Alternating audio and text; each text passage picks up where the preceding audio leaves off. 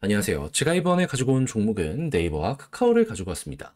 지금 가격적으로 올라가다가 조금씩 쉬어가는 모습이 보여지고 있죠. 근데 어떤 이유 때문에 이런지 모르시는 분들이 많단 말이에요. 그래서 알아두면 좋을 부분들에 대해 현재 위치에 대해 하나씩 살펴보도록 할 테니까 일단 들어가기 전 구독 그리고 좋아요 한 번씩만 꾹 눌러주시면 정말 감사드리겠습니다.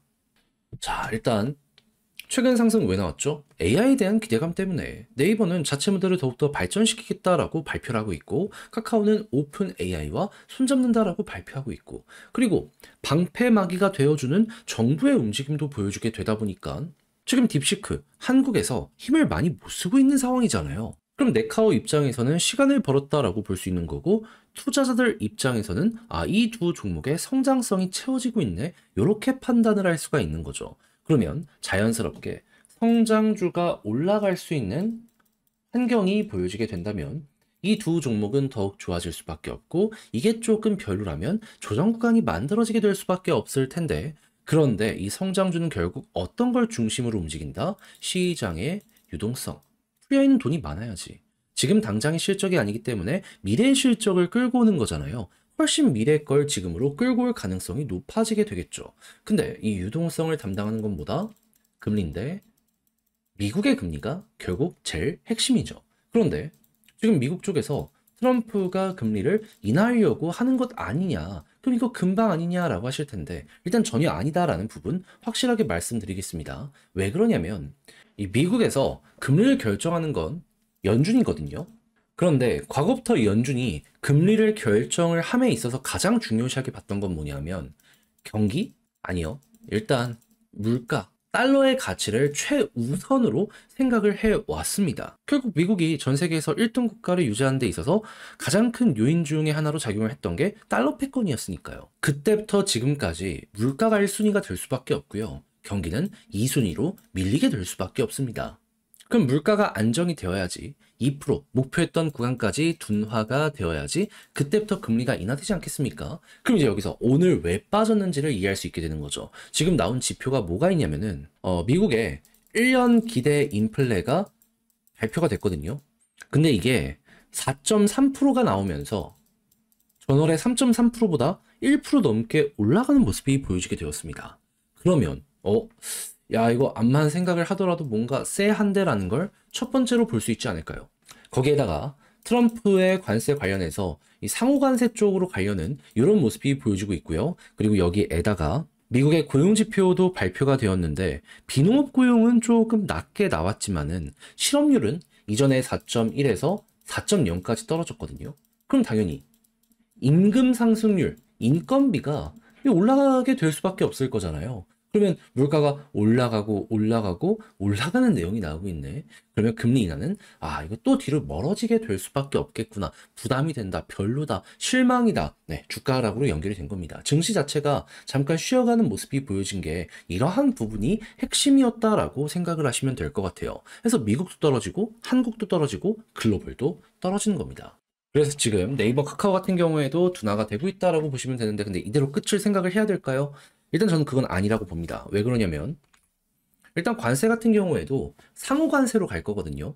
서로 우리 관세 올리면서 세금 좀 잘 걷자라고 지금 트럼프가 딜을 넣고 있는 거란 말입니다. 그럼 이런 부분이 어느 정도 이제 다른 세수 쪽으로 사용이 될 수도 있다라는 걸 첫 번째로 생각을 할 수가 있고 그리고 물가가 단기적으로 훅 하고 올라가는 모습이 보여지게 되면요. 사람들의 소비는 줄어들게 될 수밖에 없습니다. 자, 그리고 실제로 이런 부분이 벌써 보여지게 되다 보니까 소비 심리자 지수가 67.8로 전월의 71보다 많이 떨어지게 되었습니다. 그러면 암만 고용이 좋아지고 이 물가가 올라간다라고 하더라도 소비 자체가 계속 줄면 이것도 둔화세가 어느 순간 크게 보여지게 될 수밖에 없지 않겠습니까? 안 사면은 결국 가격을 기업은 낮추게 될 수밖에 없어요. 그리고 여기다가 지금 트럼프는 에너지 가격을 떨구게 하기 위해서 석유와 LNG 이쪽으로 생산을 독려하면서 정책적인 지원까지 하려는 모습이 보여지고 있고요. 원전 등등도 더욱더 많이 만들어가지고 저렴한 전기를 수월하게 전국적으로 공급하기 위해 이렇게 움직이는 것도 보여주고 있습니다. 그러면 $80 가까웠던 석유가 지금 $70 언저리까지 떨어져 있는 상황인데 더욱더 많이 떨어지고, 그리고 소비가 줄면서 인건비 같은 경우에도 점점 둔화가 되는 모습이 보여지고, 지금 월세 같은 경우에도 둔화세가 확실하게 보여주고 있거든요. 그럼 금리가 떨어지면 더 떨어질 거란 말입니다.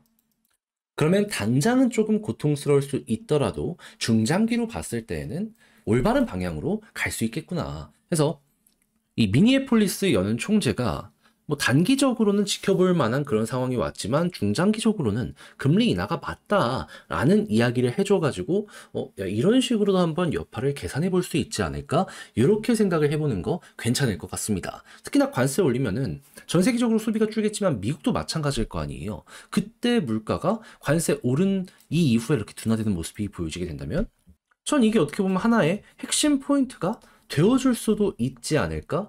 예상을 해보기 좋을 것 같습니다. 그러니까 이전에 트럼프가 단기적으로는 고통스럽다라도 중장기적으로는 더욱더 좋아지게 될 것이다 라고 했잖아요. 그게 미국의 세수 확보뿐만 아니라 전 이런 쪽으로도 영향이 한 번은 가지 않을까 생각이 듭니다. 그리고 그렇게 해서 물가가 둔화되고 금리가 떨구게 되는데 경기가 안 좋아진다? 그럼 여러 가지 부양책을 통해 가지고 또 한 번 살리겠죠. 그럼 과거에 몇십 년의 이제 미국의 역사를 생각했을 때 이게 반복이 됐던 것처럼 또 한 번 어느 정도 안정세가 보여지게 될 것이고, 그럼 조금 멀리 돌아서 온 것 같은데, 그러면 얘가 단기적으로는 쉬어가는 흐름이 나올 수 있겠지만 중장기적으로는 좋은 게 오고 있구나 정도로 이 유동성 성장 관련해서는 그냥 얼추 예상을 하시면서 보시면 좋을 것 같습니다. 그럼 여기에 대해서 수급, 큰 투자자들은 어떻게 보고 있는지를 보도록 하면 외국인 계속 사모으고 있고 기관은 사고 팔고로 좀 반복하고 있습니다.